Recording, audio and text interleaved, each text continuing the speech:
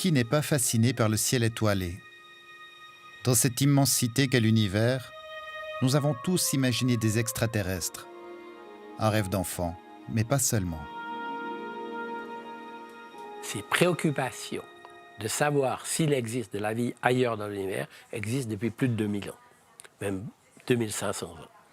Donc ce n'est pas nouveau la question. Le problème, avant, c'était une question purement philosophique, à l'époque des philosophes grecs. Mais maintenant, on a la capacité de répondre. Mais il manquait un élément critique, c'était est-ce qu'il y avait beaucoup de planètes? Il n'y a aucun doute que la découverte des planètes et des exoplanètes a été d'une stimulation incroyable dans cette réflexion, parce que, simplement, on sait où, éventuellement, la vie peut se développer. Michel Mayor et son doctorant Didier Queloz ont bouleversé nos connaissances sur l'univers en découvrant la première exoplanète en 1995. Cette découverte s'est faite depuis l'Observatoire français de Haute-Provence, construit dans les années 40. Aujourd'hui, plus de 4000 exoplanètes ont été recensées. La question principale reste de savoir si elles sont habitées ou non.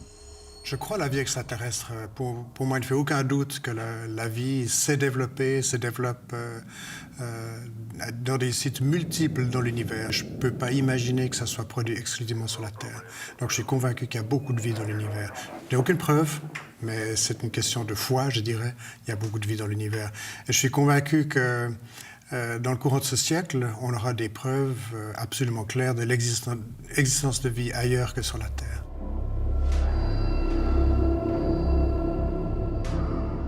Pour rechercher la vie extraterrestre, la plus grande difficulté est la distance considérable qui nous sépare des planètes hors du système solaire. Il est en effet impossible de voir véritablement une exoplanète. Par conséquent, les télescopes sont équipés d'un spectrographe, un appareil qui mesure le mouvement de la planète autour de son étoile. Cette méthode de détection indirecte a permis la découverte de la première exoplanète située à 51 années-lumière de la Terre. Les chasseurs d'exoplanètes sont des milliers dans le monde. Les sites basés au Chili sont sans doute les plus performants. L'Observatoire de Genève travaille quotidiennement avec le Chili, en gérant les décalages horaires. Donc, écoute, toute bonne mission, bon courage pour ces 14 nuits. Ici, à l'Observatoire de Genève, on cherche des planètes habitables. Alors, qu'est-ce que ça veut dire?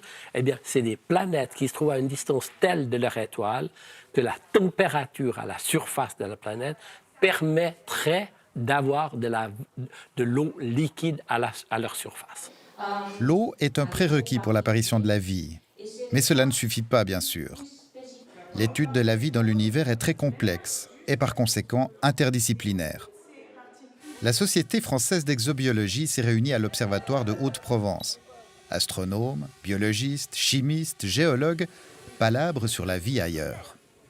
J'étudie l'origine, la formation, l'évolution des atmosphères planétaires et je travaille à l'étude des atmosphères de planètes extrasolaires, donc d'exoplanètes. Quelque chose qui est une discipline naissante, puisque déjà c'est dur de trouver des exoplanètes. Alors étudier la mince pellicule de gaz qui les entoure, c'est quelque chose d'extrêmement difficile, mais qu'on commence à savoir faire pour certaines exoplanètes.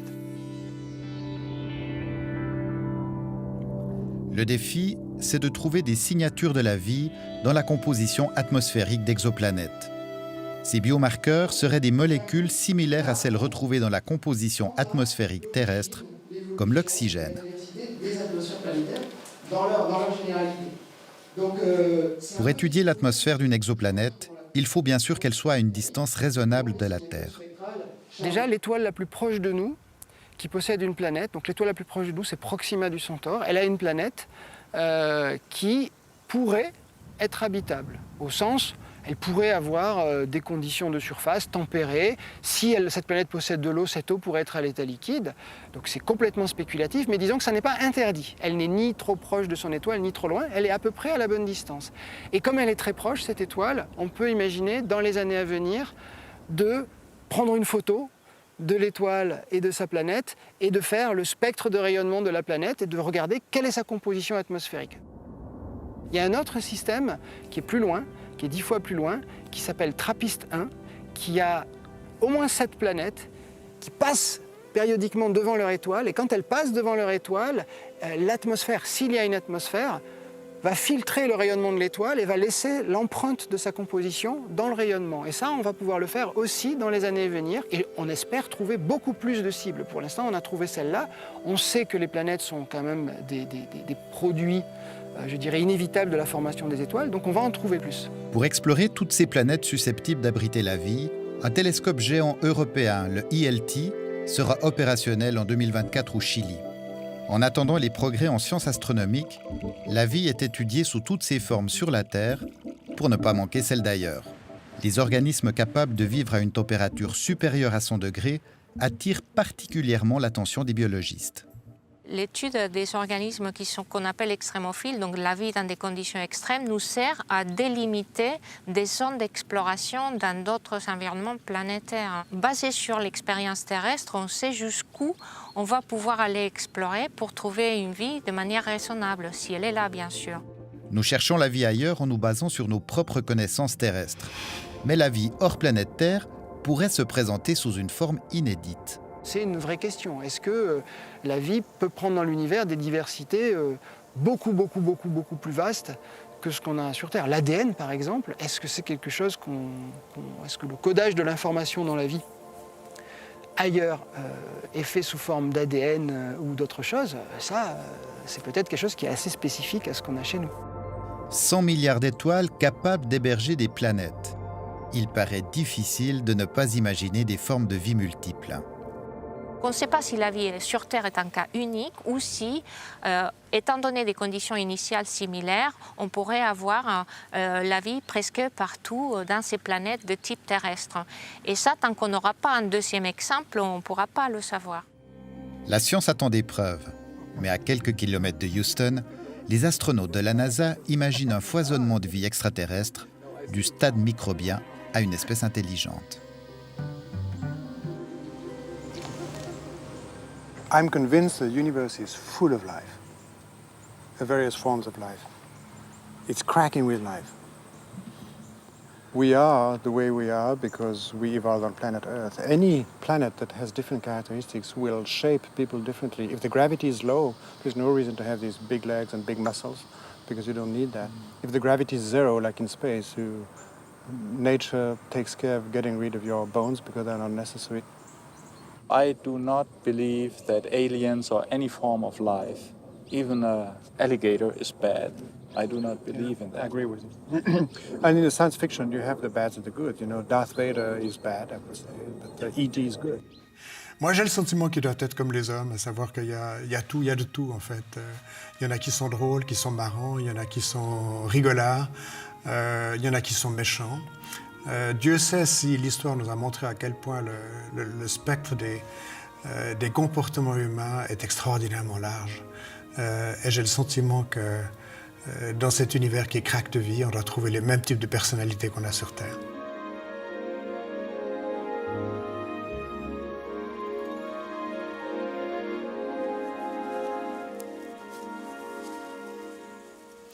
Bonjour Jacques Arnoux.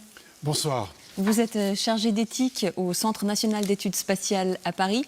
Vous êtes aussi théologien, l'auteur de nombreux livres.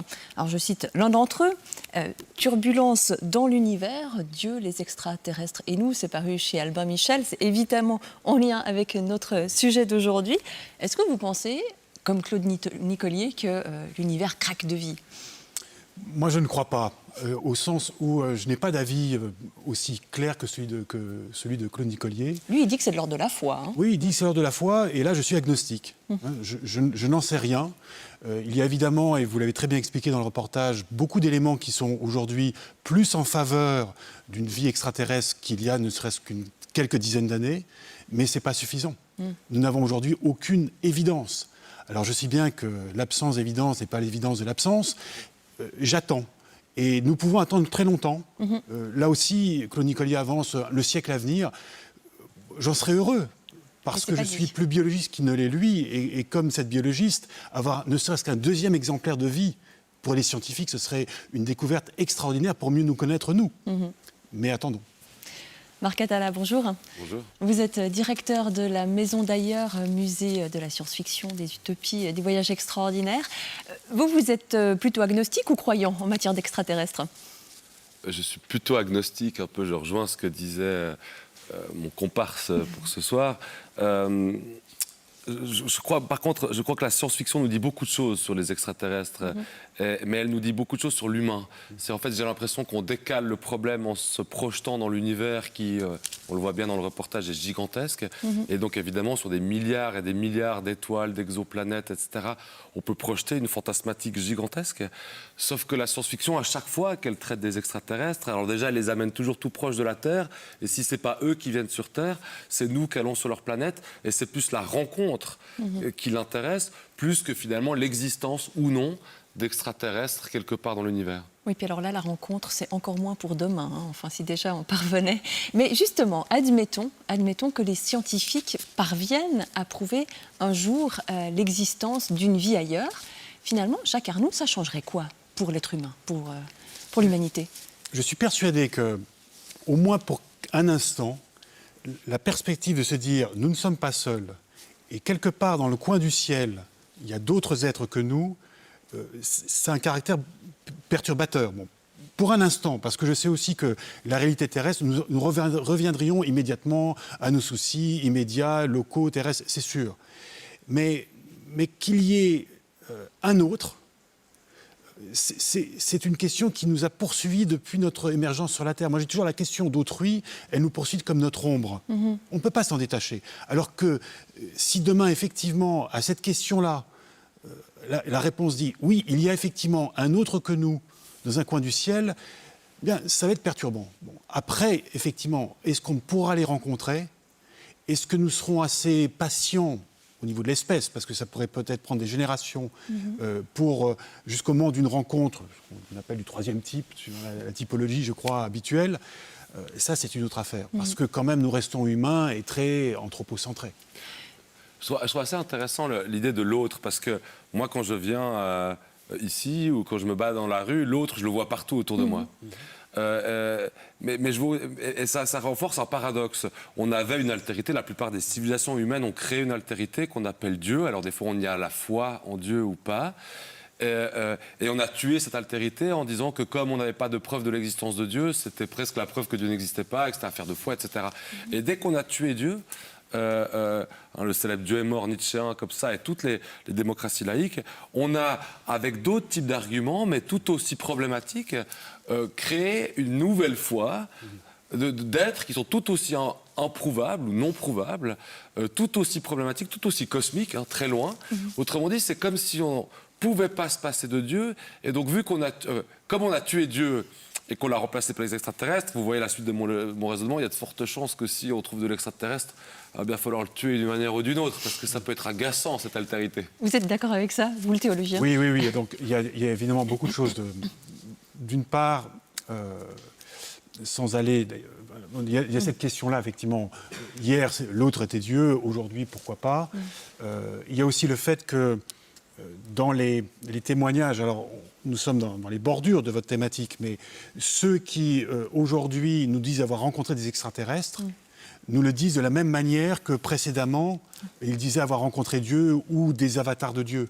Les apparitions d'hier sont aujourd'hui les visions, c'est exactement les mêmes termes, les mêmes mises en scène, parce que ça utilise les mêmes canaux humains pour dire quelque chose d'extraordinaire. Et aujourd'hui, comme hier, on doute un peu de leur santé mentale. Enfin, il y a cela aussi. Oui, alors après, il y a les écoles, etc. Alors, ce qui est aussi assez étonnant, c'est que quand on entend parler donc d'astrobiologie, de vie, enfin, l'étude de la vie extraterrestre, certains disent, l'astrobiologie d'aujourd'hui, c'est la théologie d'hier. On voit aussi ça. Donc, c'est vrai qu'il y a beaucoup de rapprochements. Et il ne faut pas hésiter à les faire.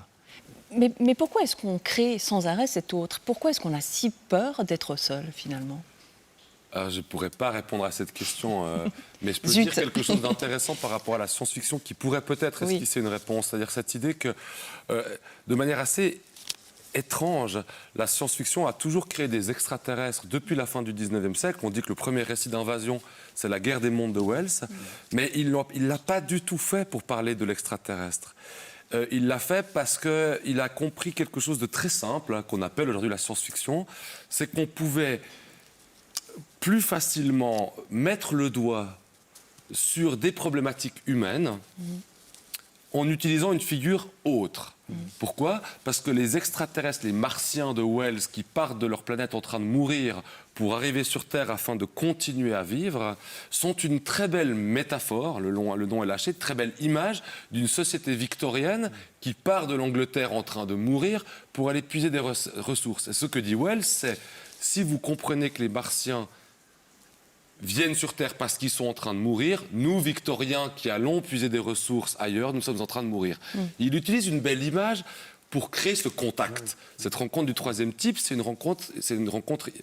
L'humain passe par une image pour mieux se comprendre. Et très étrangement,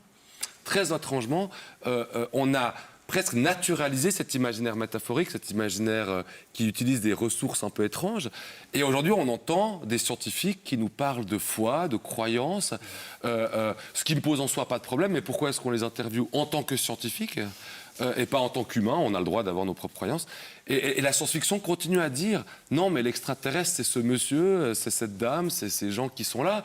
Mais pourquoi est-ce qu'on ne voit pas que ces extraterrestres-là, ils sont différents, on ne comprend pas comment ils pensent, on aimerait bien essayer, C'est ça qu'elle dit. Et en fait, ce message, depuis 150 ans à peu près maintenant, continue à ne pas être exploité. On préfère se tourner vers le cosmos. Moi, je préfère me tourner vers les livres et l'autre.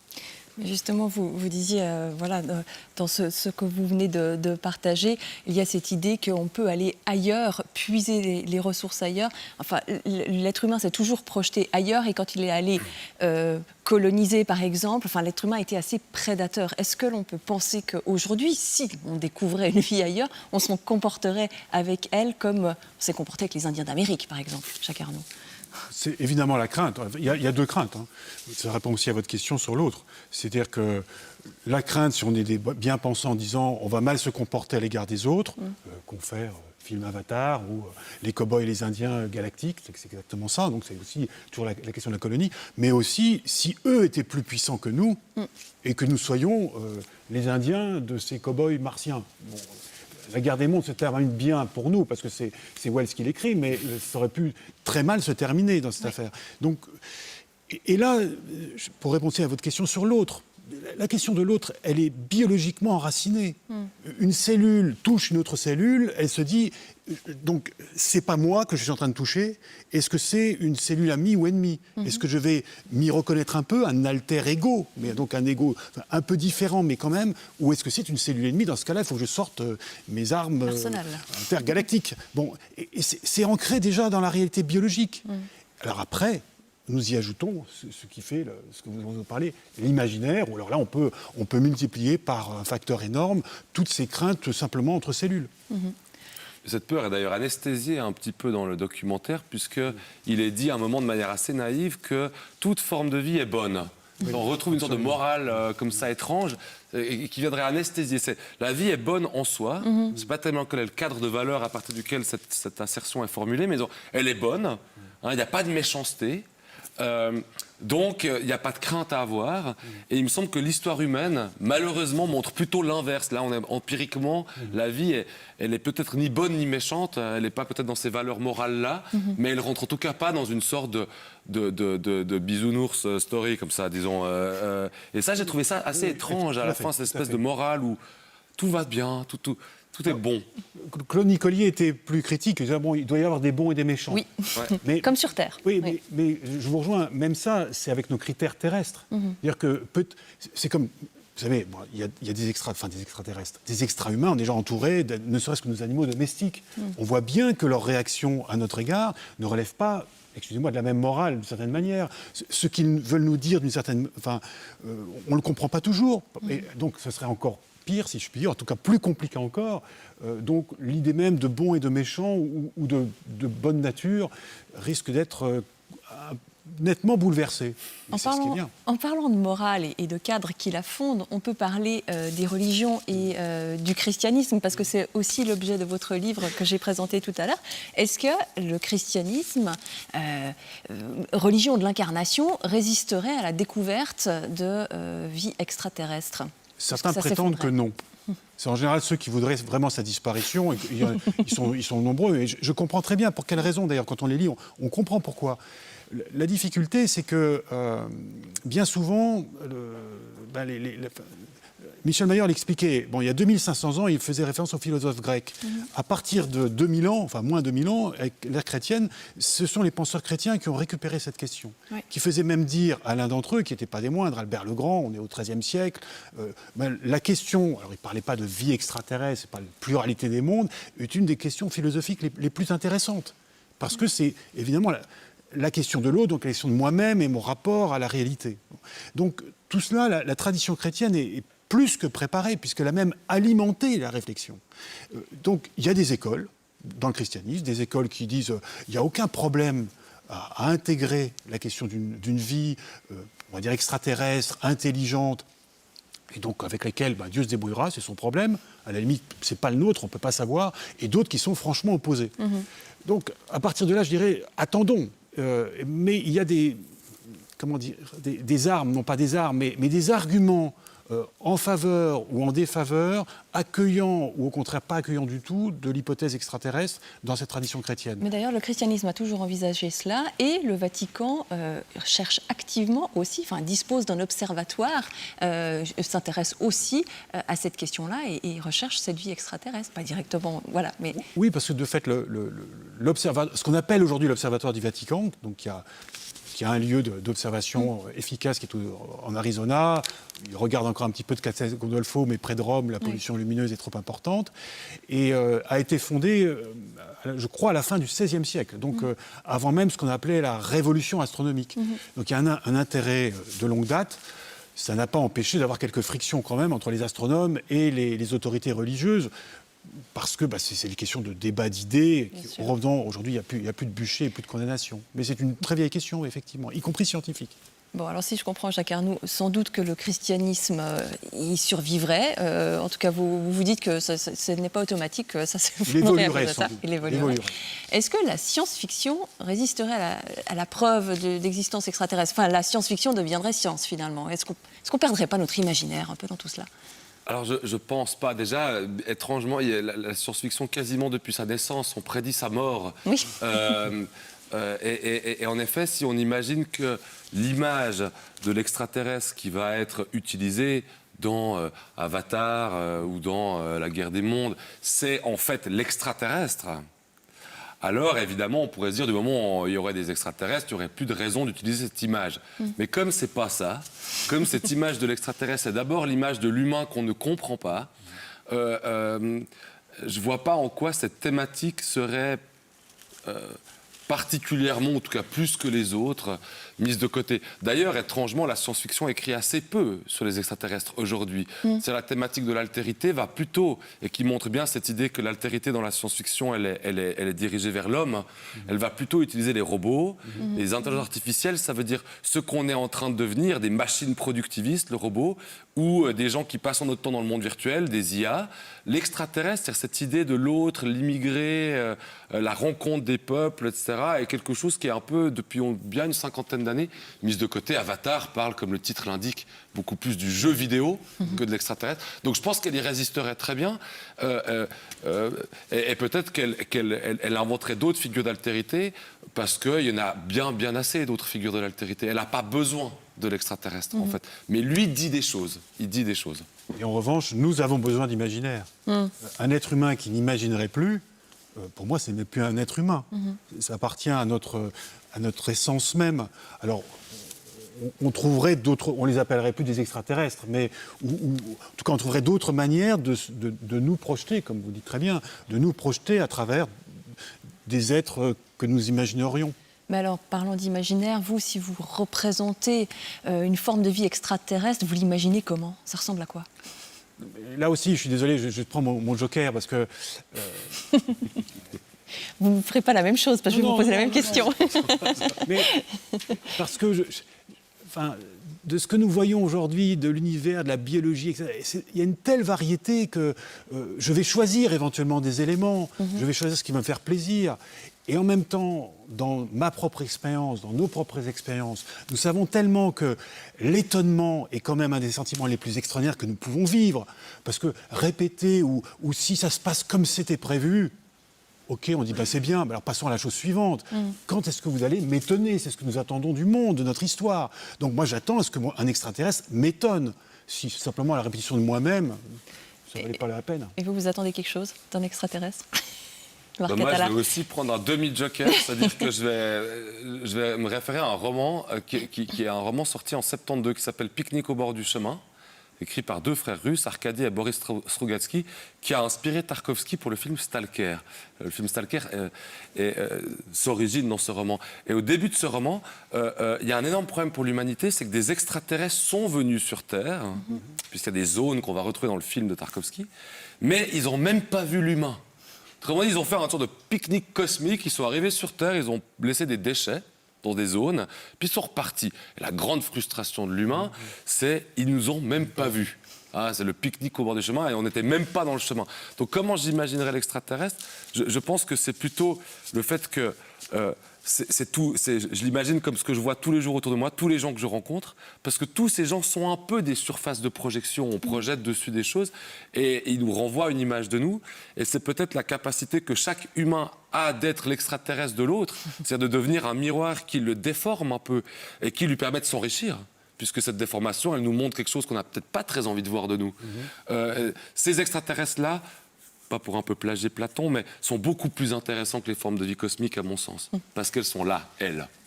C'est vrai, Jacques Arnoux, nous, on s'intéresse beaucoup aux extraterrestres, mais si ça se trouve, ils ne s'intéressent pas du tout à nous.